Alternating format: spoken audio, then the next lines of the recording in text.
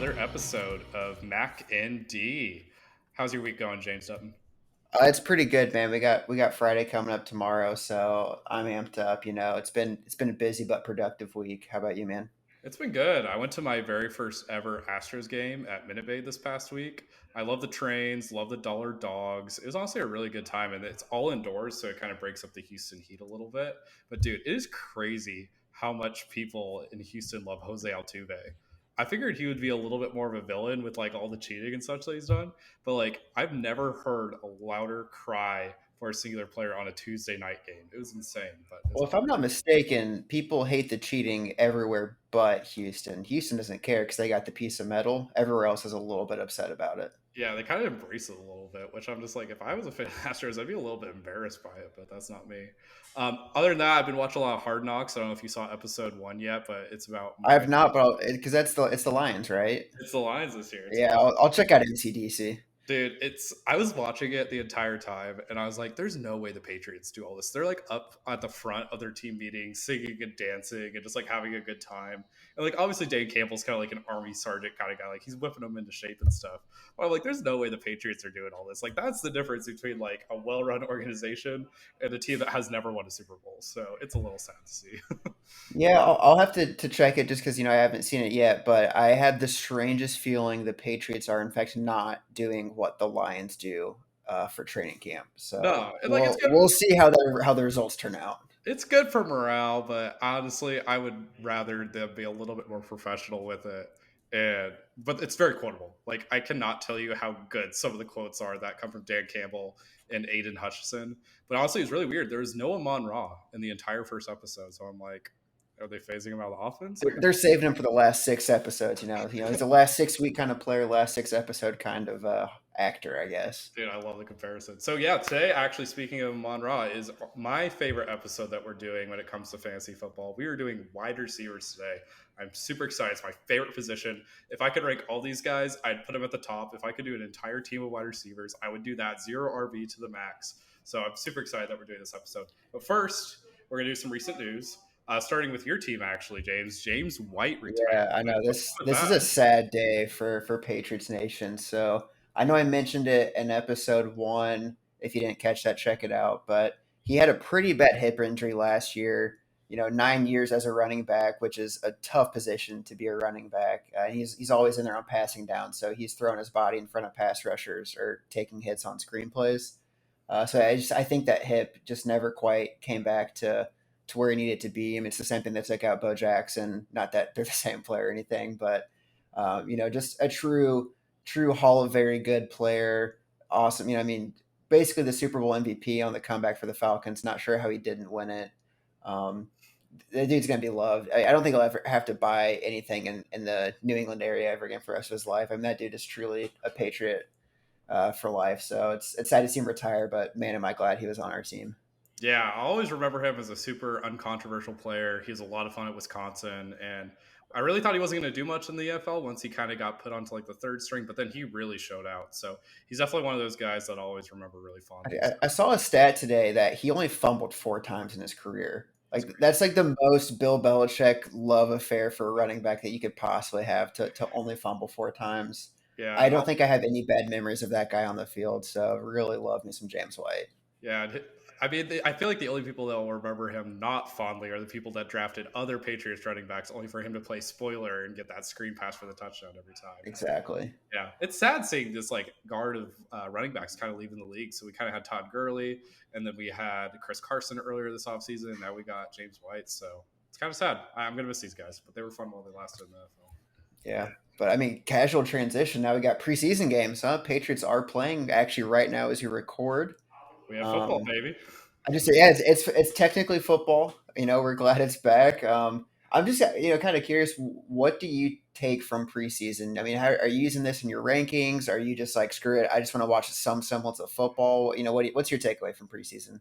In terms of fantasy, I get a little bit from it. I try not to fall into like the Marquez Callaways of last year. I don't know if you remember him. We talked about him briefly last I episode. don't remember him because he didn't play in the season. I remember the hype before the season. Dude, I was looking at the statistics over this week because I was like, oh, I'm probably just like misremembering or I'm like doing some level of hyperbole in my brain. He rose from like 170 to like 80 in ADP last year. And then he barely played throughout the year and was like a third wide receiver on a very bad Saints offense for most of the year. So super strange. So I try not to fall too much into that. But if a guy looks really good, not necessarily like statistically, but just like really, really good, like a Dak Prescott, I try to take a little bit of stock in that.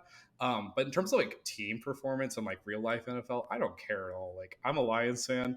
In 2008, we went 4-0 in the preseason and then proceeded to go 0-16 the rest of the way. So like I take absolutely nothing when it comes to predictiveness when it comes to the preseason. How about How you? do you feel though about the Ravens defending their like just unbelievable win streak right now? I can't remember what the number is, but it's like 5 or 6 seasons in a row that they haven't lost a preseason game. Yeah, it's 20 straight games, and they're trying to defend it today against the Titans. I think it's crazy. I think it's a lot of fun. If you're betting on these games, like I feel like you need to go outside and touch some grass, but it's fun. Like I enjoy it, even if it doesn't really mean anything. And hopefully the Ravens get back on track this year. Yeah. No, but to your point, I think for me, fantasy wise, I almost ignore the first. It used to be 3 weeks, but now kind of like the first 2 weeks of preseason. This is really figuring out camp cuts and special teams guys at this point. Someone might have an awesome meteoric rise, up into relevance here. It's good to see some rookies see kind of how they feel on an NFL field, but I mean your big time players aren't playing yet. It's all the cadences and everything are just kind of off. I mean, this is really just a dress rehearsal type practice. Come week 3, then we can start getting some real insight from what's going on. That's so true. Yeah, I don't know if a lot of people remember, but last year, Jamar Chase at this point, people were saying he was dropping every single ball in camp and during preseason games. He ended up being one of the top wide receivers last year. The year before that, Justin Jefferson was third on the wide receiver depth chart behind Adam Thielen and BC Johnson. Like, a lot of this stuff just doesn't matter. If a guy's really, really struggling, like I remember like Jalen Rager wasn't doing too hot during preseason. There's a few people talking about like Traylon Burks right now. He's running with the seconds and the thirds right now. That's a little bit concerning. But like with some of these top guys that we like know are absolute studs, I don't care. Like this just doesn't Yeah, matter. I would say. I mean, there's two things to it, right? So if all the reports coming out of camp are that you're struggling, and then you're playing with like that third string, third wave, like fourth quarter type players in a preseason game, and you're struggling there, then you can sound all the alarm bells. But I also think there's just an element where you can't really get a good read if a defense is good because all of them are just going to run base with some pretty basic blitz packages, right? I mean, they're either run their 3-4 or 4-3, maybe some nickel, but they're not going crazy and showing anything that they want to implement this year. And by kind of the flip side, any quarterback's going to look better because they're only running against a base defense. There's nothing really to read. You're just kind of saying, hey, we want to work on this play. I'm taking two steps back and just flinging the out route. Like I don't really care how they're guarding it. So there's just not a lot to gain quite yet, I'd say, from preseason. Definitely, definitely. Moving on. So tonight is also the Field of Dreams game for MLB. You watching, James? I might actually. So there's a player for the Reds, Chucky Robinson, who's from Danville, same age as me. So someone that I have played baseball against in my career, not since like junior high, has a shot of getting into a major league game. So it's a big time moment for Vermilion County. So for that reason alone, I might be cheering for the Reds tonight. But yeah, I think as far as just baseball goes, the Field of Dreams game might be about the coolest thing they do. So I mean, it's like home run derby, Field of Dreams game are about the only things I'd ever really watch with baseball. Now that I'm a certified sports talk show host, I might have to watch a little bit more. But yeah, it's just such a cool idea. You love to see it. It's really kind of takes away all the money and everything from it. It just comes down to really feels like it's just about who loves the game, and then it's great to see. Yeah, it's wild how baseball makes so many missteps, but they made a wildly good choice with having this game be in an Iowa cornfield. Like, I think that's super cool. Like, could you imagine walking through the corn and then there's just a stadium right in front of How do you? they get to this game? There can't be an airport within like 200 miles, right? I mean, they probably have to bus to get to this game. I have no idea, but I have like visions in my brain of like Joey Votto jumping out of a helicopter or something. I think that'd be sick right into the field. I Um, mean, they do that. That might get the ratings up for baseball. So maybe I do have to tune in. I love the uniforms. I think they're really cool looking. I love like the red with a little bit of cream, but they messed up in two ways. One, these are two of the most dog water teams in the MLB right now. So they're both in the Central, and they're both just giving wins to the Cardinals and the Brewers to get to higher up in their own division. And then secondly, I just read a thing about how next year they're discontinuing this game because they're building like a youth baseball camp right there. So it's like one step Wow. forward, So steps back to the wow, yeah. No, I just hyped it up so much. Never mind. I'm back. I am back out on MLB. Rob Manfred has just ruined my interest as a budding fan. Honestly, speaking of ruining things, Mekhi Becton, the left tackle for the New York Jets, you Dude, like that segue? He yeah. tore ACL this past week, which is really unfortunate. He's going to be out for the entire season. What's your take on that injury and how that affects all the Jets as fantasy prospects? Yeah, I mean it's big, right? Mekhi Becton is an absolute stud on the line. You hate to see someone get injured. Preseason and camp injuries are far and away the worst. It's gonna be big. This is a lot like um, the oh my goodness, drawn up like center for Tampa Bay Ryan Bucks. Jensen, Help me. Ryan Jensen, Thank you, yeah. Jensen. I was gonna say Jennings. I'm like, that's not right. So Ryan Jordan Jensen, it's a lot like Jennings. that. I know. So it's a lot like that injury in the sense that they have time to figure it out, but you also it's really tough to find a replacement for someone that is that impactful for your team. Uh, Yeah, you know, this is second or third season in a row Makai's been injured, so hopefully this isn't a thing where it's just going to keep accumulating and kind of cut short what could be a really good career.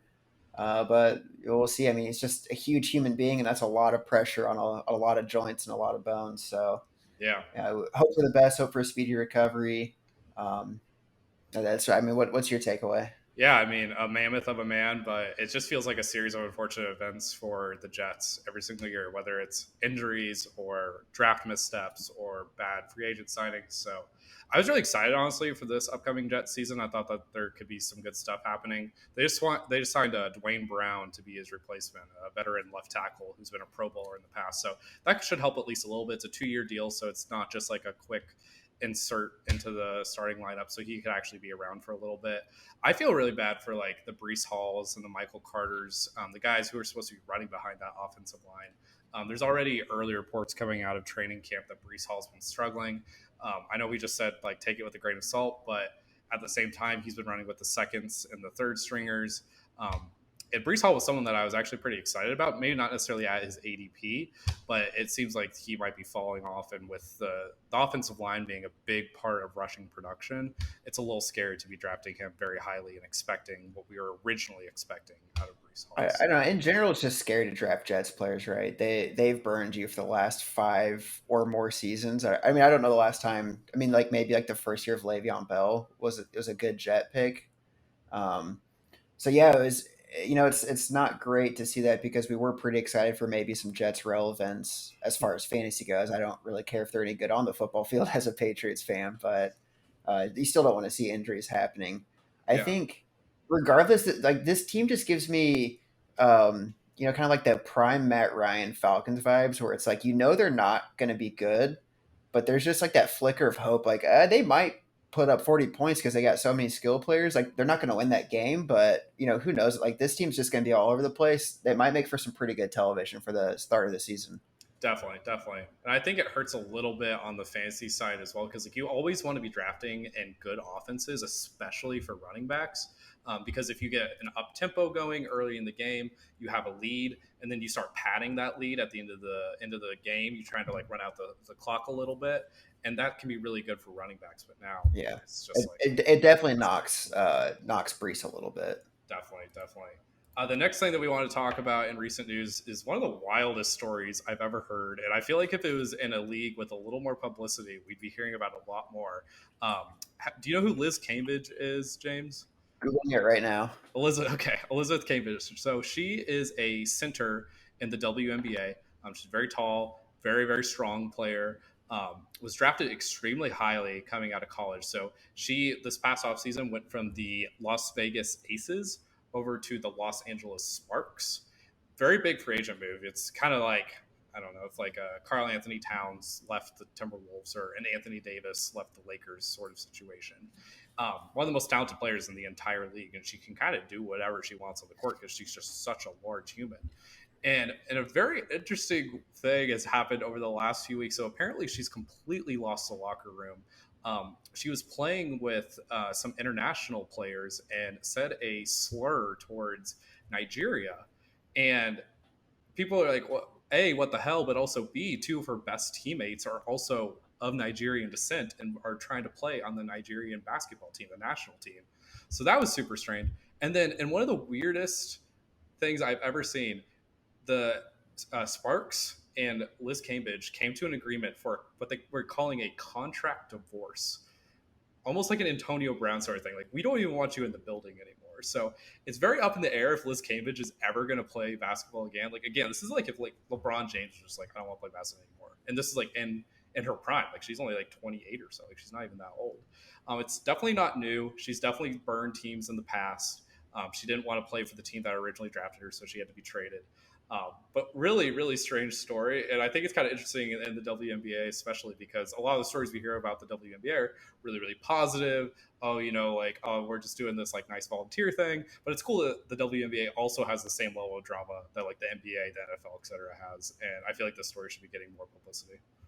Yeah, I mean, now that you really laid that out for me, I mean that's pretty wild, just in general. I mean, just to hear the progression there, it's great to see there's starting to be a little bit more equality between the WNBA and NBA as far as drama is concerned. We have all the Nets drama going on right now, so yeah, the two leagues are starting to be a little bit more similar. Yeah, it's great to see.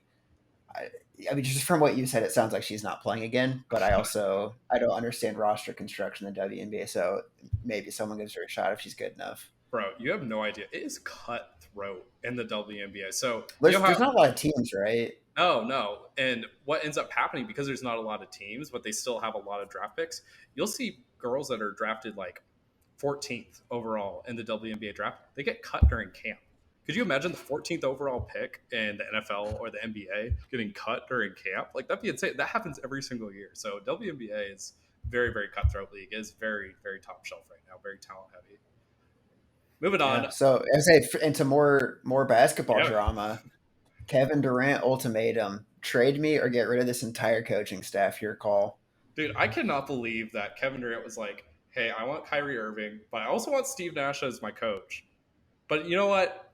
This isn't my fault. You guys hired Steve Nash. Get rid of him, and I want to keep Kyrie. Like, the fact that he picked out his entire situation and is now blaming it on the owner is like, hey, here's this ultimatum. It's Kyrie or it's Sean Marks or Steve Nash is the wildest thing I've ever seen. Like, you have to pick one lane, dude. You got to stick to your lane. It's so strange to me. Yeah, everything around the guy's just doing himself no favors in the eye of the fan, right? So he left for Golden State, and everyone's like, "Oh my God, dude, you're just buying chips." But then he did, in fact, win two championships and got the MVP, and things were looking better for him. I mean, getting that Finals MVP 2 years in a row, I think, helped a ton for his public perception. And he's like, "All right, time to tank it. Let's get out of here." So that first initial step, like, all right, fine, he left Golden State, he's gonna do his own thing. People liked that. And then I was just like, cool, let's really drop it. I mean, just absolutely to the bottom. I mean, just dragging the Nets through the mud right now. People thought it was just going to be Kyrie, but Kyrie's always crazy, so they didn't really hold it against him. It's not a great look for KD, which is unfortunate because he's just so phenomenal at basketball. Yeah, dude, people are on Twitter starting to compare him to like Carmelo Anthony. I'm like, Carmelo He's Anthony. not mellow. No, I mean, that's ridiculous. Carmelo's got a lot of slander amongst like the analytics crew. He definitely is a little higher whenever it comes to like more like casual, just like let's get buckets kind of league fans. But like Kevin Durant is just so much higher. Like Kevin Durant is like a top 10 player all time. Like he's up there with the all time greats. He's better than Kobe. He's up there with like the Shaqs of the world. Like I cannot believe how much he has just damaged his own reputation through no one else's fault but his own in a lot of ways. So it's all for a person who grew up in the Midwest and like grew up with Kevin Durant getting older.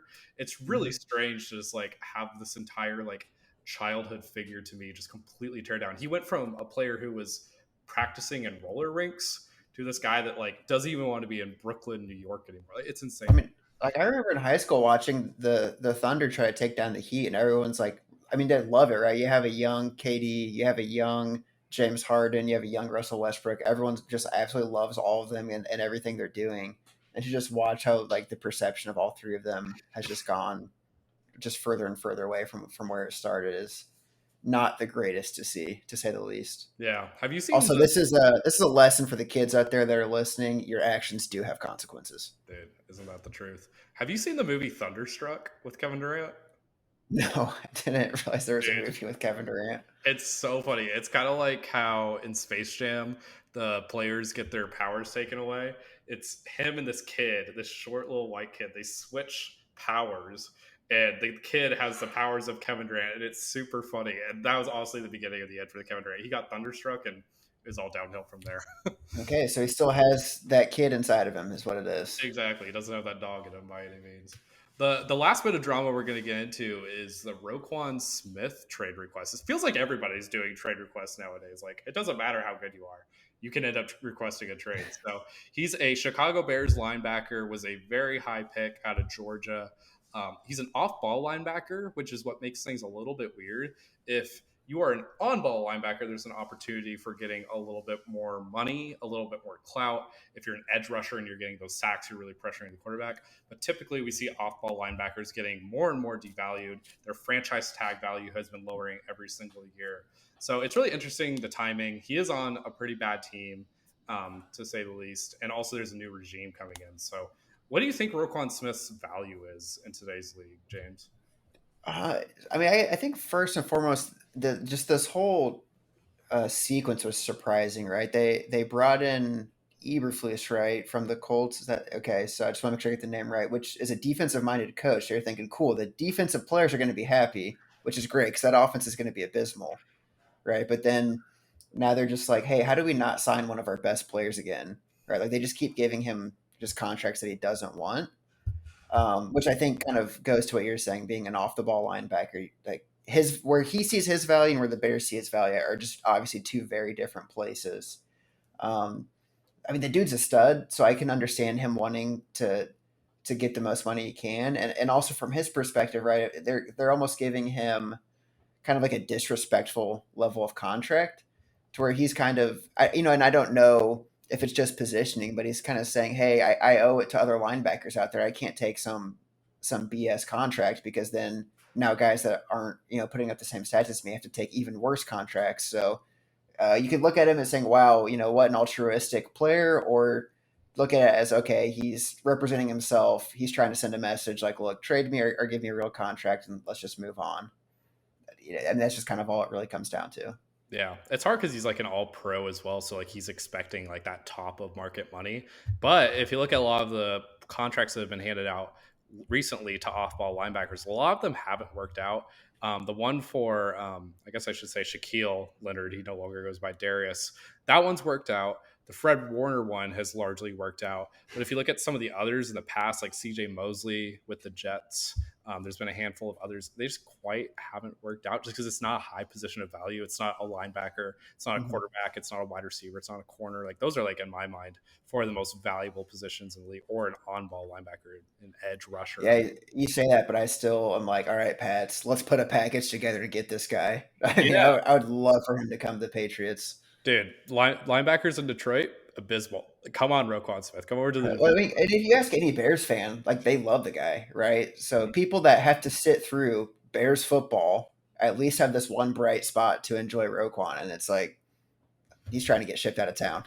Yeah, I could definitely see him going for like a second round pick or a first round pick. It's going to be tough just because you're not only trading for Roquan Smith, the player, you're also trading for his contract, which is like a big thing that people have been talking about since the Jamal Adams Yeah, trade to Seattle. you're not making the trade unless you get a guaranteed yeah I'll sign. Like you have to get the deal in place first that he's willing to sign, and then be like, okay, now we can make a move. Hmm. Like you said with Jamal Adams, I don't think anyone's gonna ship away a first round pick for not a relevant defensive position. Like if you're not an edge rusher or middle linebacker or a corner, sorry, let's hit the important positions there. But it's going to be tough because all you have to do, like you said, just go, well, Jamal Adams just got the Jets a first round pick because the Seahawks are terrible now and they got rid of all their picks. So, I mean, Jamal Adams is making the Jets better by not being there. Yeah. As a person who has done finance with their MBA, let me tell some parents back home what you should do with your kids. A little piece of financial advice: teach them not to be linebackers because you will There you be go. devalued by this league so quickly. Yeah. Alrighty, so now we're going to move into our wide receiver rankings. I'm super excited for this. We put a lot of thought into this one, probably more so than any of the other episodes, just because it's such cutthroat competition. Like, I think it's funny, like, even if you go all the way down to like the 100s almost, like, there's still quality guys that, like, like Darius Slayton has had some big games. Like, I've had him on fantasy teams and he's performed well. Odell Beckham, his ADP is like 99 right now, and obviously he's not signed yet, but he's a talented player. Like, it's crazy to me. So, I'm really excited about the depth of wide receiver. I'm really excited for the nuances of this conversation. So I'd say we start at the top. Who you got in tier one, James? Yeah. And before we start, a word from Mathematic sponsor right there. Hell yeah. Today's episode of the Mac and D Pod is brought to you by reusable water bottles. Death, taxes, PSG disappointing and clutch moments. There are certain reliabilities in life that just give us a sense of calm and relief. One such staple is the trusty, reusable water bottle. Doesn't use unnecessary plastics, is always there for you even when your dad doesn't attend your sporting event. And best of all, it washes itself. Much like your bath towel and feet, the reusable water bottle has self washing technology that never requires the use of direct contact with soap or sponge. The absolute convenience this creates is worth the price of likely leaving it at a random friend's gathering, never to be seen again. Thank you again to Big Water Bottle for making all of our lives a little better and giving my mom one less thing to yell at me to clean. Now let's get back to the pod. And we're back. Okay. So in tier one, this one's going to be great because you and I are pretty much exactly the same. But number one overall, Justin Jefferson. Love me some J Jeff. Jamar Chase right after him. Cooper Cup at three. And then the only spot where we differ is I've got Devontae Adams in that tier one. You do not. You have CD up there as well as Tyreek Hill. Yeah, I think this is interesting. I really struggled with this. We were talking pre episode. I didn't want to have the same top three, but at the same time, I couldn't get myself to do anything different. I think you have to, with the potential of Justin Jefferson and Jamar Chase, put them 1, 2. And as much as I'd like to have Cooper Cup higher, he and Adams, in my mind, are pushing that age range a little bit. Like, right at that like 29, 30-year-old range. A lot of people don't realize Cooper Cup is that old just because he came into the league as a little bit older out of Eastern Washington. So they're pushing the upper echelon of age in my mind. And Jefferson and Chase are just getting better every single year. Jefferson, he's been talking about how much he loves this offense coming out of camp with the new offense coordinator, which if you want to hear my Vikings take, my Kirk Cousins take, listen to the last episode with the quarterbacks. So I love how my top five turned out. I think CD will be a stud. And I think a lot of people, I have Tyreek instead of Devontae Adams in that fifth spot. And I think a lot of people are devaluing Tyreek because he's in a new offense, but money talks. He just got a huge deal and they need to start justifying it. And I feel like more than any other team in the NFL, the Dolphins are very much so about appearance, and they're not going to want that sunk cost appearance on their books. So I have Tyreek fifth. Yeah. No, you bring up a good point because we both have Cup at that three position, though I think his ADP is higher depending on which platform. ESPN has him almost as like the number two overall pick, and I think the issue you run into is, I mean, you're paying for last season, and you can't guarantee last season's going to happen again. If we could, he'd be the number one overall pick, but he's older. He's been injured before, which we've talked about. He can't say that means it's going to happen again, but it makes it iffy. Do you want to take the 30-year-old receiver that has a ton of potential, or the 23-year-old receiver with a ton of potential? And I'll take the 23-year-old receiver. Exactly. And like, just for the listeners at home, like, there's a reason that we're fading guys like this. Like, guys that are that age and have had a big season, that next season where they get trying to get the same amount of volume, they just don't repeat it. Like, the only time that's ever happened is like LaDainian Tomlinson, and he's like a one of one almost when it comes to fantasy. So you kind of have to chase what are you going to do for me next, not what have you already done for me. And that's why those younger guys end up floating to the top, and they're Yeah. especially high in my rankings. And if I'm in a family league, I'm finding out who had Cooper Cup last year, because you can almost guarantee that person is going to do anything they can to reach, to be that person that takes him two overall, one overall. So you might be able to sneak into a JT or something like that if they're taking Cooper Cup early. And just in general, players that have helped people win fantasy seasons, they tend to go back to him. I know my dad used to always just draft Todd Gurley, and it's like, Dad, Gurley's been out for like 3 years now. Like, stop drafting Todd Gurley, but they just keep going for it. Dude, I literally had Um, Fritz drafting Todd Gurley last year, and he didn't even play a single snap. So it's like, what the so hell? if I think we're gonna do a fun little game here, but because we can't talk about everybody, unfortunately. So I'm gonna say you get the first pick in tier one. Who are you taking, Matthew? Out of all five guys that we have in our tier one Yeah, or four I'll tier give two, you any of your tier one. Luckily, you'll leave me some tier one left because we don't have quite the same. But I'll yeah, let you get the first pick in this tier. yeah, definitely going Jefferson. I think you have to. He's a safe pick. So Yeah, and then that leaves Jamar. So not exciting. Very chalky here. 1, 2. I think the big takeaway is you and I are both kind of just lower on Cup than consensus. Not a ton, but just enough that he gives us some pause. definitely, definitely, and yeah, Jefferson too is like he's so upside potential as well. Like he's still improving every single year. Honestly, I don't think a lot of people realize how unprecedented his first 2 years were. They're like Odell level. They are Jerry Rice level. Having back-to-back 1,000 yard seasons is pretty unprecedented. Like Jefferson could very easily go down as like one of the all-time greats just based off his start. So if he keeps it up, so Yeah. those are my thoughts there. So let's go to tier two. I have Devonte Adams faded a little bit. He's my sixth overall wide receiver. Mike Evans has had a little bit of slander this offseason, but he's in a really good situation right now. Chris Godwin's hurt. And so I think Mike Evans is very solid at his ADP as seventh overall. The two guys that I have as risers, and this is kind of where my age thing goes in a little bit. I have Scary Terry McLaurin at 8, and I have DJ Moore as 9. So these are both guys that are speedsters. They're both guys that are able to catch a 2 yard pass, which they're going to have to do a lot of because they both have very bad quarterback play this upcoming season, and just go the length of the field. They're both very solid contributors, have both had very even seasons, and I think that they could even elevate it even more this year with new quarterbacks coming in. So that's my thoughts. Yeah, no, I love the analysis on that. So I'm definitely high on both those guys. I didn't see you put them in a tier two, but I don't hate it, right? So Scary Terry, he has Carson Wentz. We don't love that, but I mean Michael Pittman had a good season last year with Carson Wentz. And if there's one thing Wentz can do, it's throw an accurate deep ball. So let Terry run past some defense and see if this guy can't catch some deep balls, DJ Moore, I didn't love him with Sam Darnold. Baker's not great. I mean, he's a good quarterback. I mean, he's at least NFL average, right? So he can throw an accurate ball, which is all DJ Moore needs because he is more of a route runner type guy. We said don't take preseason into account too much, but maybe with this Panthers team because there's so much that's changed.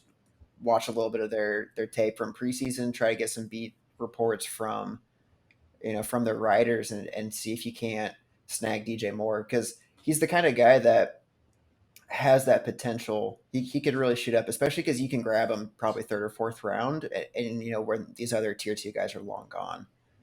But where I differ from you is I definitely have Michael Pittman higher. I still have Steph Diggs in this tier two, and T Higgins. I'm a pretty big believer in T Higgins and the talent. The issue I see with this entire tier, and I think maybe the reason why you bumped CD up to tier one, whereas I have him in tier two, is it's a lot of boomer bust in here for me. So you got these guys like a Mike Evans who could have 3 touchdowns in a game, but those are all 3 of his catches. I mean, he's going to get a ton of touchdowns this year, being pretty much the only remaining target there, or at least the only like lasting target until Chris Godwin's back. But I mean, he's boomer bust. Tyreek Hill. That the reason I put him lower is just he's boomer bust. He'll get you 50 points one week, 2 points the next, and you'll go, oh, yeah, he's averaging 25 points a week. And it's like, no, you're winning daily fantasy one week and you're losing it the next. Like it's such a weird, balance there. And then Pittman, he'll probably be more consistent. Hopefully, for his sake, Matty Ice can kind of shake the dust off and just get that offense rolling. I need you to sell me on two guys real quick. So the first, Okay. explain to me how T Higgins isn't Tyler Boyd with better PR. Yeah, I, I mean, the guy. Yeah, I mean, you're putting me in a spot here, but the so he's going to be in a great offense, which obviously Tyler Boyd was too. But he's younger, he's faster, he's taller. I mean, he's just more athletic all around. The dude can just go up and get a ball. He I think he showed more on tape last year, especially once he got kind of comfortable in the offense. His first few weeks weren't great, but then he finally, especially towards the end of the season, as people were doubling in on Jamar, he was getting open just all over the place. I think Tyler just didn't quite have that. Tyler Boyd was always a great deep threat, but not necessarily someone that could take a game over. And to me, especially when people start really focusing on Jamar, it's like T can take the game over just as well as Jamar can, and that Bengals team is going to be slinging the rock. So I'd feel perfectly comfortable grabbing him early. Yeah, T definitely gives me a big like almost like Golden Tate and Seattle vibes, and that He, like he's a wide receiver too right now. But if he got to a better situation with more volume, he could easily be a top tier wide receiver one.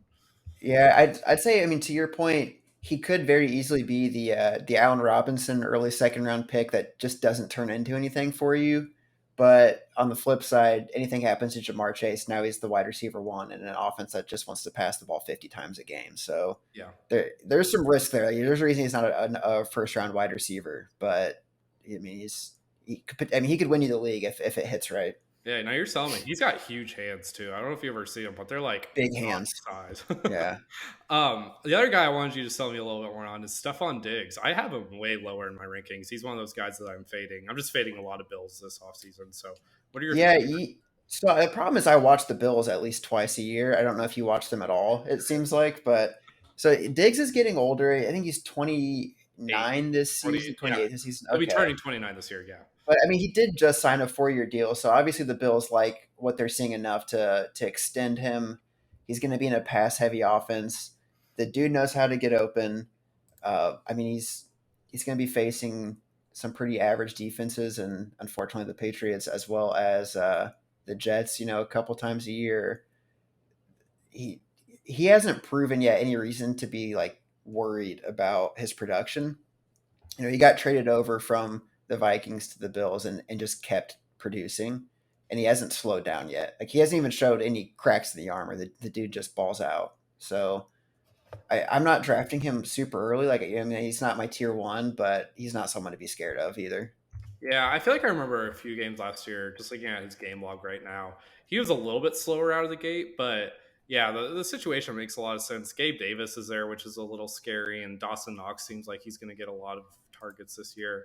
I'm just a little lower on him. I'm just like not quite there as like almost a wide receiver one. But if you could take anyone out of this tier, if we were just going back to our drafting real quick, Mhm. who would you take out of your tier two? So this might not be fair because I've got access to CD Lamb in my tier two, whereas he's in your tier one. But I'd be taking CD. He's going to get just so many targets. He's wide receiver one with Gallup out, right? So it's like he's fighting with Dalton Schultz. I think it's Dalton. Okay, so Dalton Schultz, the tight end. Titans aren't going to get 200 targets or anything goofy like that. Like no one's going to be eating into his targets. They've got a rookie whose name I cannot remember right now. Like it might be Tolbert or Yeah, something. Jordan Tolbert or something like that. Yeah, I know you're It's talking like Jalen Tolbert, but about. that also sounds like a running back. So Yeah. I don't know. I think it's a great year to be a CD Lamb owner. Dude's gonna ball out. I mean, it's like they got rid of Amari Cooper, so it's like that was what was kind of eating into his targets last year. But CD was still the clear number one on that team, even though Amari would have some like huge games. So man, it's just like full speed ahead for CD Lamb, and I'd be snagging him. Yeah, I think that's a great point. That Dak Prescott and CD Lamb combination is going to be insane this year. So I love that. Since I can't get CD Lamb, I think I'm going Mike Evans. He's had like 7 straight 1,000 yard seasons to start his career. Like you mentioned, it was a good point. He is very boom or bust, but in my opinion, you live for those like 1 catch 2 yard games because he's also going to have the 7 catch 200 yard 3 touchdown game. So I'd rather have those guys that can really win me weeks than the guys that are just getting Well, 5 for 50. and Mike Evans is polarizing too. You might be in a league where people are just like jumping to get him because he won them like a fantasy league, and you might be in a league where eight of the people in there are just like, I'm not touching Mike Evans. Like, just I mean, there's such something about him. People just don't love snagging him, or they love snagging him. There's like no in between. So Hmm. if he falls to you, which is kind of what I think would probably happen, I'd be excited. I'd be just absolutely ecstatic to get Mike Evans. Yeah, know your people in your leagues. That's like a very, very big takeaway that you can get from our podcast. Okay, let's go over to tier three. I'm not excited about anyone in tier three. I'm going to let you break it down. Yeah, so I mean, his tier three. is it's got Michael Pittman, who I can see kind of mine being in there too. T. Higgins, Keenan Allen, Jalen Waddle, Debo Samuel. I'm kind of in the same boat. Keenan Allen, Jalen Waddle, Debo Samuel. I've got Scary Terry and DJ Moore in here. And then I made a bigger tier three. So I've got like Brandon Cooks, Mike Williams, AJ Brown, and Allen Robinson bumped in there. Mad Max got him basically the same spot, but he just kind of moved his tier four around. So more or less, Mac and I are like in the exact same level here on this kind of tier three and four. I don't think either of us love it either. It's we always talk about the running back dead zone. There's kind of a wide receiver dead zone at some point in this draft where it's like I'm grabbing a tight end, or all right, I'm gonna double dip in some quarterbacks here or something. Yeah, honestly, like the guys that I have in that round two, that Scary Terry and the DJ Moore, like because everybody else values them at this range, this is where I'm taking them realistically. Or I'm just Mhm. going running back, I'm going tight end. I might reach a little bit for a Lamar Jackson or a Kyler Murray or something at this point. I just none of these guys I feel like are really worth it at the value, and that's what you're trying to get out of these drafts, right? Is value. It's not necessarily guys. I, so I would argue Jalen Waddle because he is going lower thanks to Tyree coming in. I mean, he's just got blazing speed. He's got some rapport with Tua. I think he could do pretty well. And then I would argue Brandon Cooks just from pure consistency. So Brandon Cooks falls to you, you can lock him in for 1,000 yards. It's just going to happen. After that, it's so I don't know. It's inconsistent. You know, you're both super low on Debo, but you're not getting him in tier three. You're gonna have to pay a top 15 pick for him. So that's why we're both just completely out. Dude, there's a lot of Um, Niners fans out there. People love Debo, and there, there's a there lot of are 49ers fans, and they always reach for their guys. maybe the one that's interesting here, and I'll let you make the argument. But why are we both so low on Keenan Allen, or why are you at least low on Keenan Allen? I love Keenan Allen. Like he was the successor to Vincent Jackson. Rest in peace. I think he's a super smooth route runner. He's consistent. He's kind of everybody. He's kind of the opposite of Mike Evans in a lot of ways. He's a cool guy. He's got a big bushy beard.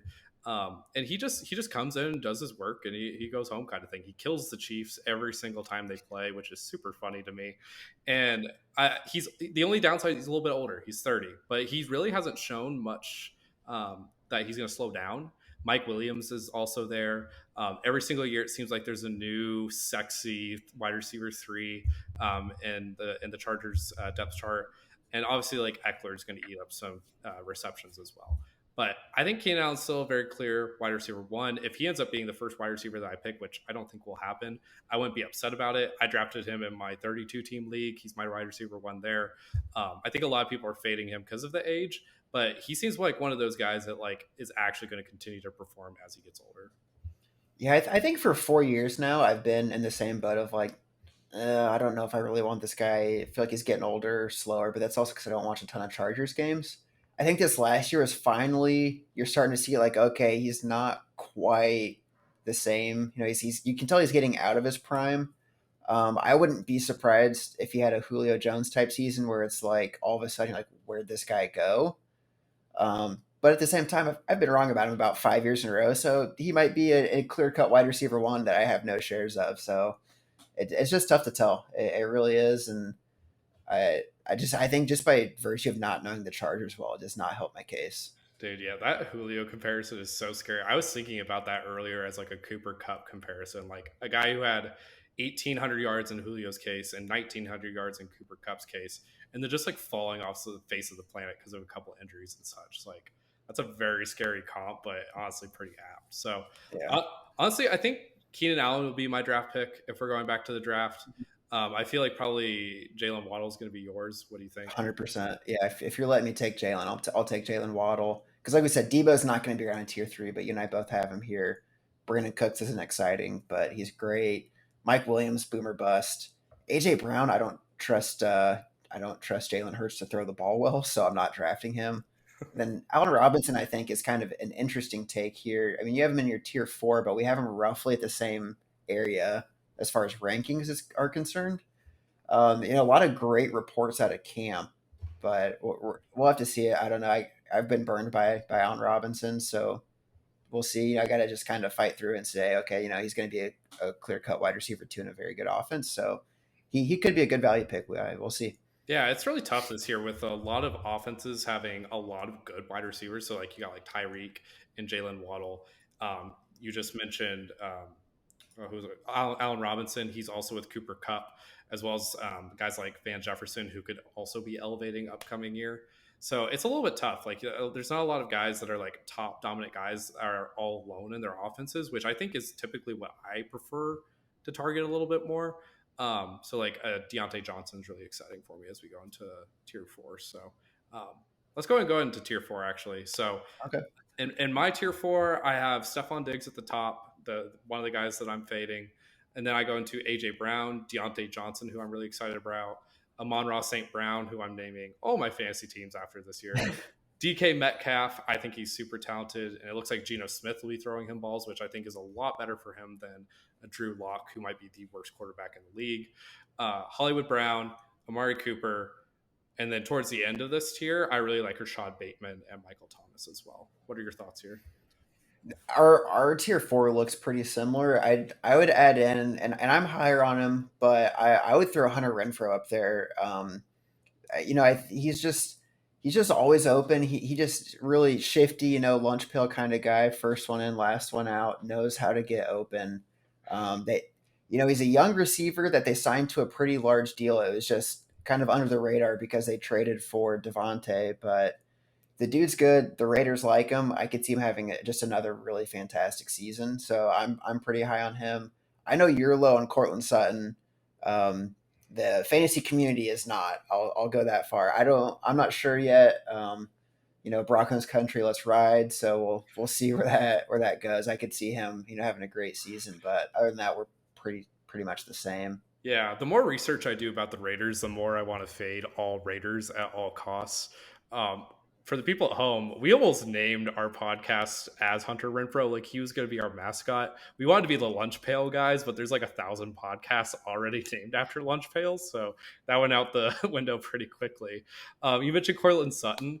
I feel like people really see one highlight and they're like, oh, we got to keep up with this guy. Like, this is the guy that I want. And there was this really cool Cortland Sutton catch that came out of camp. And it looked amazing, but I'm like, that was one play out of all of them. I think the depth is really, really good in Denver this year. Like, the fact that like KJ Hamler is their wide receiver 3, the fact that Tim Patrick went down with a torn ACL and people like barely blinked an eye because they have so many other good receiving options. You got Albert O as well as 2 really good running backs out of the backfield. So there's only so many balls that can go around, and so that makes me curious about how good Sutton's actually going to be. And Sutton is just like such a like 800-yard guy. And like at the end of the day, like I'm not starting that, right? Like I'm going after the guys that can get me 100 yards and a touchdown because that's why I need to win every single week if you're doing head-to-head matchups, which I feel like a majority of fantasy leagues do. So I'm just never going to start Sutton. Like I'd rather start a Yeah. higher upside guy, and that's kind of why I dropped him down to my tier 5. Yeah, and I think to your point there too, and I was going to bring this up when we were talking about that back end of the tier three.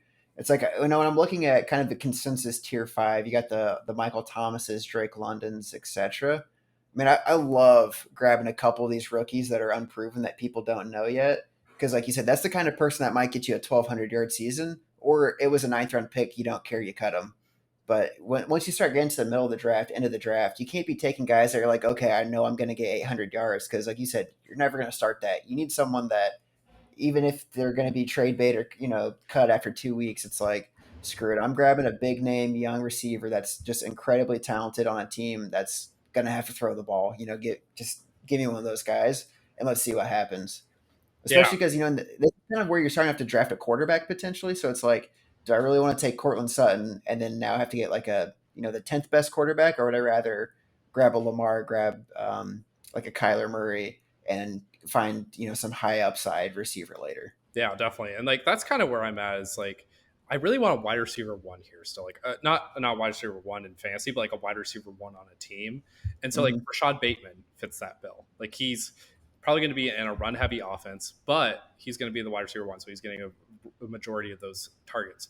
Michael Thomas coming off an injury, you're getting him at a discount. I think ADP has him as like wide receiver like 23 right now, but you're getting him at a nice discount at the end of this tier 4, in my opinion. You got guys like Darnell Mooney. He's going to be the number 1 receiver in Chicago. Like, why do I want the wide receiver 3 potentially in Denver instead? Like, that's kind of where I'm at right Yeah, and I think that's a good strategy to just first 5 to 6 rounds, just really think, okay, who is the first option, right? If you're picking a running back, who's going to be leading that team's backfield? If you're picking a receiver, who is the first look, the first read? Tight end, who's the kind of guy that can get 100 targets as a tight end? Just those are the kind of players that, and like, there's a reason why you need to spend a high pick on them because you want that kind of that level of certainty. You Hmm. start getting these middle picks, it's like we're not certain about any of it, so why not take the lottery pick on someone we know completely nothing about versus we kind of know, like you said, an 800, 900 yard season. Yeah, I'm very torn on guys. Like I really like your analysis about Drake London. I think he'll be really good, especially towards the end of the season. Like there's very good track record for rookie wide receivers, especially in like the last like 8 or so weeks of a season. It almost makes me. I just had this thought, like pair it with like a Mike Williams, a guy who usually starts out really hot. Last year he was wide receiver one after like the first like 8 through 10 weeks.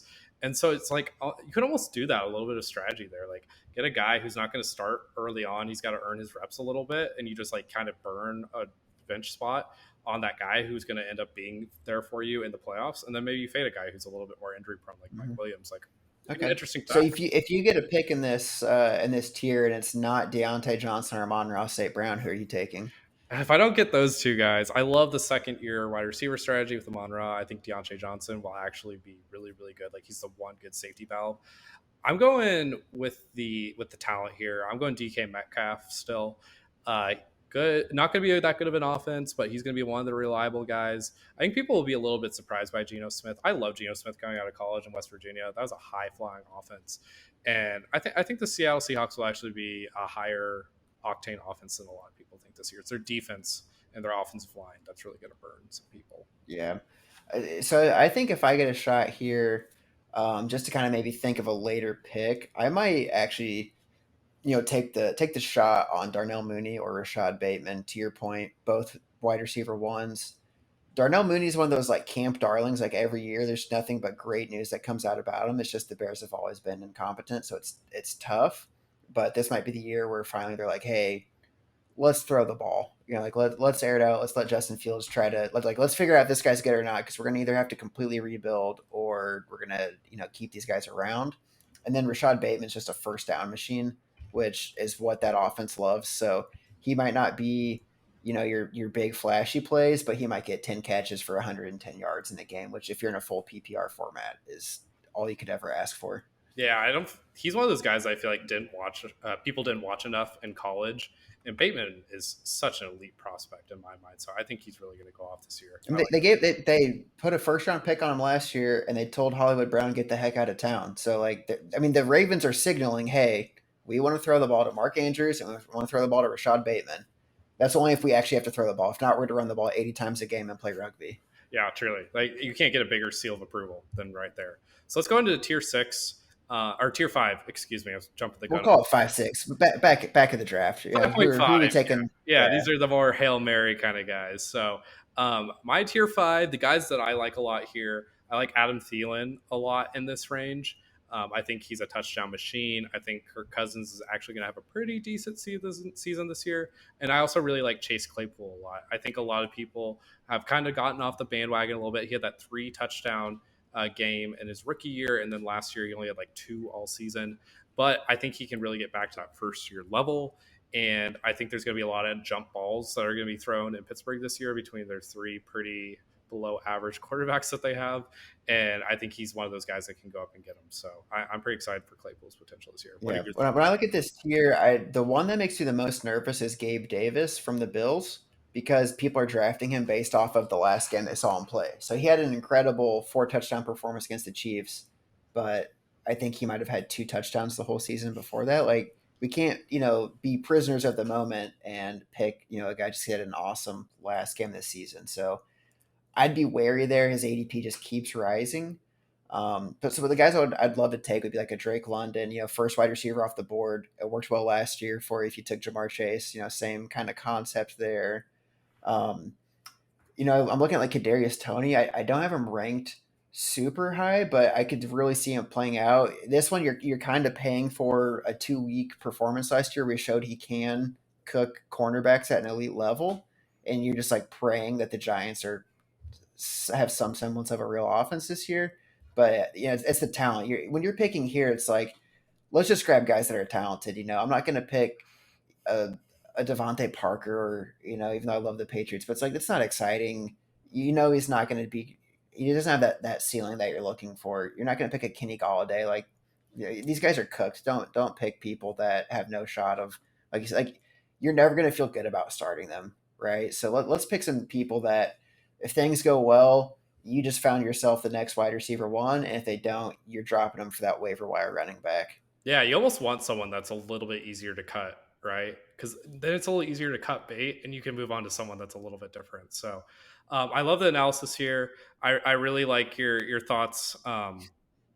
Oh, who were you just talking about? Who's the last guy? Oh, Kadarius Toney. He's such a polarizing player. I think he's so interesting. Like he missed his first practice last offseason because he forgot his cleats.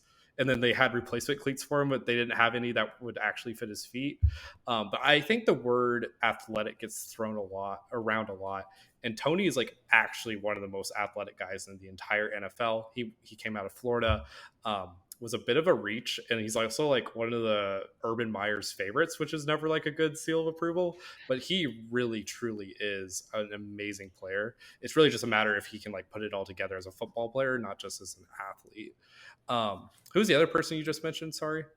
I Gabe, was talking about Drake London quite a bit, and then Gabe Gabe Davis. Davis. Yeah, I've been so perplexed by Gabe Davis's ADP during this entire offseason. It truly is just because he had a 4 touchdown performance. The best argument I've heard is he's actually really young still. He's only like 23, 24 still. So he still has a lot of like potential going forward. But he's just a name. He's just a guy. Like he's one step away from being a Scotty Miller type player in my mind. So he's not someone that I would like to get. He's basically Cole Beasley 2.0. Like it's just not a lot of room for high potential in my mind. He's someone that I let someone else take. Like someone watched the playoffs and now they know his name, so just let them take him. Yeah, one name that I've kind of been hearing creeping up some boards, Bobby Trees. You gonna take you some Robert Woods this year, or how do you feel there? God, I've heard things where Burks is doing so poorly that they're like Robert Woods is going to be wide receiver one, and it's like it's not even going to be close. I love me some Bobby Trees. Best nickname in the entire NFL, in my opinion. The hard part with him is Tannehill's the quarterback. Offensive line's incredibly average. I just can't get excited about the Tennessee offense. And honestly, low key, Tennessee has a fairly hard schedule, and I don't think that's going to bode well for Robert Woods this year. Yeah, no, I can see the argument. I bet you can get him pretty late. He potentially could be one of those lottery ticket type picks. The problem is when you find someone younger, faster, and everything, they're just a little bit more exciting. Yeah. Who's your so if you had to pick a single wide receiver that's a rookie this year, who would you be taking here? Not in this round, Ye- but just in general, the entire. Right? Yeah, I think the two really intriguing ones to me are Drake London and Chris Olave. Mm-hmm. Garrett Wilson, although he's great, we'll see how the other Wilson, Mr. Zach Wilson, is doing when it all push comes to shove. But Chris Olave's got the potential to just walk in and be wide receiver one, depending on how Michael Thomas looks. When you talk about oh my Drake London, sorry, when you talk about Drake London, like targets have to go somewhere. Russell Gage is gone, Julio Jones is gone. It's gonna be Pitts and London as your offense, and they're gonna be down. Like I'm not scared that Cordero Patterson's gonna keep being the poster boy for the Fountain of Youth. I don't see him getting 50 targets this year. Like it's gonna be those two guys getting just nonstop fed the ball. Definitely, definitely. Well, I think that kind of wraps it up. Who out of this fifth or 5.5 tier would you like to take? Yeah, I think just because of where you can get him, I'll say Kadarius Toney because I feel like Drake London. I've been talking way too much about him, and B, he's going to be a much higher pick than some of the lower guys in Tier 5. So yeah, I'd say kind of fall ass backwards into Kadarius Toney, and I'd be okay with it. Yeah, I like that a lot. God, if I had to take someone else, I'd probably take Claypool. I think he's really exciting. Yeah, he's got the upside, right? People are all the way out on him because, like you said, he just didn't perform last year. But he's going to have a quarterback that can throw the ball down the field. Maybe I, not accurately, but it'll be down the field at least. I almost hate how much wide receiver talent the Steelers have. Like I almost want them to trade Claypool elsewhere just so like he can. I wonder if Pickens. Everything's saying Pickens is an absolute stud, so he might start shooting up boards, and people are going to be taking him over. over Claypool. Dude, I've been seeing rumors. We were talking about Roquan Smith earlier. I've seen Roquan Smith for Kenny Pickens rumors all day. Just get another defensive player in Pittsburgh and get like the old Steelers defenses of old out there. So it'd be I interesting. would cry because it's supposed to be Aguilar for Roquan. 15 million a year for Nelson Aguilar. He can't even catch a baby. Yeah, a little tough. It's all right. Alrighty, so that wraps up our wide receiver rankings. So basically, fade Cooper Cup, let someone else take him. Um, what are your other takeaways? We like Michael Pittman a little bit higher than normal. We like Jalen Waddle a little bit higher than normal. I like Scary Terry and DJ Moore a lot. Big take. I think CeeDee Lamb. I don't think he's getting enough love in the community. I wouldn't be scared to take him as a late first round pick. I mean, you and I are both like, yeah, grab me some CD. Yeah, I think the biggest takeaway should be this is like the year of the receiver. It's like every year it kind of flip flops, or it's usually pretty heavy running back in that first round. This year you might see 5 wide receivers go in the first round because it's like the top guys are, I mean, just so cut above everyone else that it's like just go get you one of the studs. yeah. Honestly, like if you were doing like a Madden team, Ultimate Team right now, like you would have such a hard time picking between all these stud receivers. It's just a fun time to be a receiver in the league right now. Alrighty, Absolutely. So yeah, do you want to introduce it? This is your segment. yeah, You, yeah, you I'm really came up excited with for it. this one. Yeah, yeah. Okay. So we are doing a fun segment at the end here. It's called Keep Trade Cut. Basically, the idea is I'm going to introduce 3 takes to James Dutton, and Dutton is going to decide between the 3 which one he wants to keep for himself, which one he thinks still has pretty good value, but he wants to trade away, and then the last one to cut, one that he thinks is just absolute garbage, and then we're going to switch it around. So we're going to discuss all 3, and then we're going to make a final decision. So, James, my 3 takes for you to organize are the first one, Kevin Durant to the Thunder, get a little reunion going on. Philip Rivers unretires. I think he's like a high school coach or something right now, and he unretires and becomes a quarterback in the league again. And then Kyle Pitts leads the league in receiving. Yeah. Initial thoughts here, right? So Kevin Durant to the Thunder, that helps rebuild his image a little bit. I could see people being pretty excited about that. It'd be interesting. You put him out there with who's the other beanpole that they just got? The guy from Gonzaga. Oh, Chet Holmgren. Yeah, put him out there with Chet. Just have the Slim Reaper lineup out there. It'd be pretty exciting. Philip Rivers unretiring sounds wrong. He needs to be, away from football and just producing more children. Let him stick, with that retired life, do his own thing. Then Kyle Pitts leading the league in receiving. It'd be tough as a tight end to do it, but damn, is that one athletic human being. Like you talked about Kadarius Toney, like now put 60 pounds on him and keep all of the measurables, and that's Kyle Pitts, right? Like this guy is just an absolute freak of nature. Yeah. It's a young Gronk kind of vibe here. So it'd be really exciting to see a tight end just rumble and stumble his way down the field. Yeah. And I think, Real quick, oh, go ahead. there's a guy in college football. He does like an all freaks list every single year for like the freakiest athletes throughout college football. If you had to do like an all freaks list for the NFL, it's definitely going to be Kyle Pitts at tight end. It's definitely going to be Oh yeah, Cody at wide receiver. It's crazy. yeah. Kyle Pitts will be on there, and I think just for those reasons alone, that's the one I'm keeping. Is Kyle Pitts leads in receiving.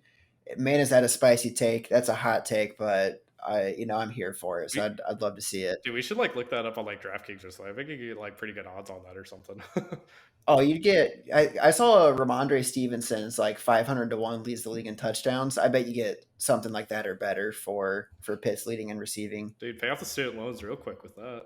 That's right. You know what? Let's get more student loans to put it on this lock and just hammer it in at Kyle Pitts for receiving. Bro, 0% interest right now. They're all being forgiven, or it's like they're all getting pushed back. So why not? Yeah. Daddy Biden's throwing the money around. Come on, Papa Joe. Yeah. So I'll keep that one.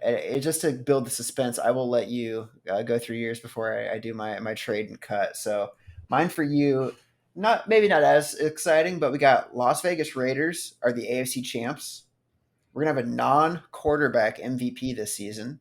I'll even let you pick who it is. And the Steelers actually win their division, so they, have so much drama right now. You got the titty kisser himself at quarterback. Do they end up doing it? Do they pull through? So, what are your thoughts here when you see this? Dude, you gave me like 2 things I just absolutely hate talking about: the Steelers and the Raiders. I like non QBs, so that's okay with me. But I've been doing some research about the Raiders even prior to this because I've been fading Raiders all off season. So I was looking up some of their statistics from their playoff run last year. They were 10-8 last year, which a lot of people forget about. They lost in round one. Or 10-7, excuse me, and then they were 10-8 after the playoffs. So last year, with that 10-7 record, they had a point differential of -65, despite the fact that they had a winning record. So basically, meaning they won all their close games and then like got blown out in some other games. There's a thing that they call Pythagorean wins that basically takes your point differential, your record in close games, your turnover differential, a lot of different statistics, and comes out with like a mathematical number of wins that you're supposed to have. It's very analytical. But basically, it came out with that they should have had 6.9 wins. Nice. Instead of 10. And so that's a huge differential. 3.1 wins is a huge differential when it comes to that statistic. They were 7-2 in one score games. They were 6-1 in one field goal level games. Like, I do not want this take at all. So I'm absolutely cutting the AFC champs Raiders this year. I don't think there's a prayer with that division that they're in. Yeah, that's it's gonna be a bloodbath. I mean, in the AFC West alone, it's gonna be a bloodbath, right? Between the Chiefs, Chargers, Broncos with Russ. So it's like the Raiders, retooled themselves with Devontae, but they still might be the odd one out in that division. Dude, I love that they're like trying. Don't get me wrong. Like, at least go for it, like put a Yeah, good team ahead. But like I they'll just score points. They're gonna score a lot of points. They'll be exciting to watch, but they might also give up 60 points a game. yeah, and their process is just so bad. Like, they're really banking on like late round picks like Max Crosby and Hunter Renfro really contributing. And you can't do that. You need your studs and they just don't have enough studs. Yeah. So if we go back to my list here, then I'm looking at Philip Rivers unretiring or Katie to the Thunder. I don't want to see Philip back in the league, and I also don't see a team that would pick him over some of the quarterbacks available. Right. So you have an opportunity to get Jimmy G for cheap. You had an opportunity to get Baker Mayfield for cheap, and teams weren't doing it. Um, I don't see a situation where Philip Rivers comes in over Jimmy G, and for that reason, I got to cut it. I'm good with not seeing him throw just ducks downfield, 10-yard ducks out there. So You wouldn't take Philip Rivers over Geno Smith if you're Seattle. no, I'd take Geno Smith. If you were Washington, you wouldn't want Philip Rivers over Carson Wentz. No, give me Carson Wentz. People have been talking about this week Joe Flacco being a starter in the league still. He's not a starter right now, but like he's a backup.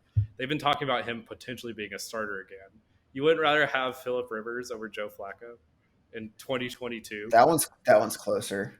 That one's tough. The Dragon versus Phil, and I think it comes down to the fact that Flacco had the stronger arm to begin with, so he probably still has some semblance of the ability to throw a 5-yard out, and for that reason alone, I would keep Flacco around. Okay, last one. Ryan Tannehill or Philip Yeah, Rivers? just it's Tannehill. Oh, come You hate on. Tannehill. Come I don't hate him nearly as on. much. I think he's fine. Okay, but like he could be a backup really easily, right? Like if you're like He Tampa could be a Bay, backup. He's a high school coach. The dude knows football. yeah, like if you're Tampa Bay, would you rather have Blaine Gabbert as your backup or Philip Rivers? Okay, Wasn't that's enough. isn't Trask their backup though? Like they got a young guy that they're kind of grooming to get there. Did you see the Trask pass the other day? It's like, Nah, was it bad? dude. Okay, so yeah, just for the background a little bit, James isn't as online as I am. It might be kind of apparent in how we talk. He's a little more intellectual. I'm a little more memey. But there was this pass that the Buccaneers tweeted out. It was of Kyle Trask, who, by all accounts, was a very good college quarterback. Almost won the Heisman, honestly. Honestly, pretty weird year with COVID and such. But he's the Tampa Bay backup. He threw this pass that I have never seen an uglier pass in my entire life. This thing was fluttering like an absolute duck. And it wasn't a far pass either. It wasn't like one of those Patrick Mahomes like is throwing it over the stadium kind of pass. Like this thing was like a simple 10-yard pass that like you and I could do with a tight spiral. This thing literally was like off its axis, like flat earthing in front of our eyes. It was awful. So Yeah, he I should mean, not be in the league. I'll add to you the Daniel Jones pass that he's getting buried for, where he threw I think the same idea like a 5-yard out, and he might have missed by 10 yards. Yeah, So that one was bad. I'm not plugged in, but I get the occasional low light, and they do make my day. Yeah, they're so bad. So I think Philip Rivers would be a backup. I could see it. I can see it. I'm okay with him coaching. The dude loves football, right? Like that. Everything that comes out is like this guy just loves football. Like he I think he spent all of the Saturday before a game at Lucas Oil watching the Indiana State football championships. Like the guy just loves high school football. Let him coach. Let him really build. Build the sport. L- I'm fine with that. And Let then him. Katie to Thunder. I think it's a good enough take that it's worth trading. Okay. Okay. I like it. Honestly, that's Yeah. probably what I would do. I'd give a little bit more thought to Philip Rivers. Like, get him a championship. He deserves a Super Bowl for how long he's in the league. So Man, he had his chances. Is it like we can't act like it's not his fault that the Chargers just failed multiple times. they had some I mean, injuries. they had their last go and they were what, like 11-5 a couple years ago, like in 2018. They come into Foxborough and they got dog walked right out of Foxborough. So like, I don't feel bad for you, homie. He ran into a bad era with Tom Brady and Peyton Manning. Anyway, Yeah. so Hey, hey, there's plenty of good quarterbacks out there. You're sorry you're not a Hall of Famer. I mean, it is what it is. just let my boy have his fun. So I'll do mine. I have Steelers getting cut. I have the Raiders getting cut. Excuse me, as AFC champs. That take is never going to get off the ground. And then I have non QB MVP this year and Steelers win the division as my last two that I can either keep or trade. I just, as much as I want to do the non QB MVP this year, I just don't know how realistic it is. Like quarterbacks definitely dominate the league. They've won. I don't even know how many of the last MVPs. Do you have that number off the top of your head? Was it like Adrian Peterson was probably the last one Was to he? win it, right? I'm gonna look it up. It's also a little weird because like there's multiple voters for MVP, right? Like there's like the AP, and then there's like the Yeah, AP in 2012 when he ran for almost 2,100 yards. okay, yeah, coming like 9 months off of the ACL injury. Gotcha. Yeah, what a season! Yeah. What a season! That won me a fantasy league having AP. Oh, dude, it won a lot of people leagues that year. And then yeah, before that it was LaDainian Tomlinson back in 2006 to win the MVP. It's not going to be a wide receiver. Like Calvin Johnson broke all the wide receiver records basically, and he still didn't even win MVP. So it's not going to be a wide receiver. It'd have to be a running back. And like I just don't really see a running back getting that kind of volume anymore. Like we basically saw Jonathan Taylor win a lot of people leagues last year, and he only had what like 1,700 yards or so. Like that's not even gonna get it done for MVP. So just for the sake of like realisticness, like every single year we see teams that we feel like have zero shot of making it, like the Raiders last year, for example, or the 49ers. They still end up winning a division here and there. They still end up making the playoffs somehow. It's just how this league goes. Injuries happen. Maybe Joe Burrow goes down. Maybe Lamar Jackson gets hit by a meteorite. Like you never really know with these things. So I guess I'm going to keep Steelers winning the division, which I hate. I hate the Steelers. And then I'll have the non QB. Who would be the non QB to win the MVP if there was a chance? Who would you take there? Dude, I need to look up some odds or something.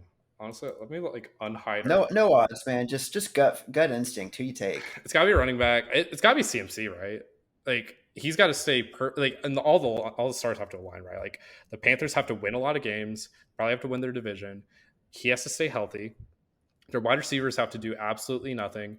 Baker has to throw it to them 1,000 times, and he needs to keep being in commercials, just keep the PR train going, you know? So, and the thing with CMC that really helps him is he is a receiving back. He's only like the second running back ever to have 1,000 yards catching and 1,000 yards running, which is really, really hard to do. It's like him and Marshall Falk. So, like, he actually has a little bit of a prayer there, but like the staying healthy thing, he's only played 10 games in the last 2 years. The team's bad. Matt Rule, you said that was your take last episode. He's probably going to get fired here soon. There's just a lot of dysfunction. Their owner is really terrible. Like it literally trickles all the way down. So I would probably have to go CMC. He's probably the guy. Who are you thinking off the top of your head? Well, first and foremost, David Tepper is the sole reason I did not go to school in Pittsburgh there at Carnegie Mellon. So definitely a terrible owner. Okay. But I would pick Justin Jefferson. Okay. Yeah, I like I that. think I could. It'd be tough. I think it'd come down to he has an awesome season, and then it's like people just don't like Kirk Cousins, or like screw it, we'll give it to Justin Jefferson. It'd be like that's what would have to happen. Yeah. Yeah. There's a lot of people that love Justin Jefferson. You got like the gritty and everything. Wait. So what's the Tepper Carnegie Mellon thing? That's their business school is the Tepper School of Business after David Tepper. He bought the Oh, naming right. Like Michigan's after Ross, who the owner of the Dolphins. Yeah, Carnegie Mellon's Tepper. See, I just never care about any of those people, so I just like don't even look up their first name because they're all That was mostly is entirely sarcasm. I couldn't afford to go there. completely fair. I didn't know that was a connection. Yeah, there's so many Yeah, bad things that come out of Carolina about Temperate, so that's yeah, hedge fund guy. yeah. That's so interesting. There's always those random white dudes that just own random buildings and they just put their name on it. So, Dude, if there's one thing that my people love to do, it's to put their name on a building. dude, let's buy a building and put our name on it. Heck yes, absolutely. Well, I think now that we're talking about dumb stuff like that's probably the end of the episode. So, listeners, if you enjoyed it, we'll do the we're not above begging for recommendations. So share it with your friends, give us 5-star reviews, etc. Helps grow the podcast. Otherwise, just thanks for listening. If you have questions, reach out to us on social media, email us, whatever you have to do. Yeah, thanks for listening. Got any last parting words of wisdom? Nah, just goodbye, and I'll see y'all on Sunday.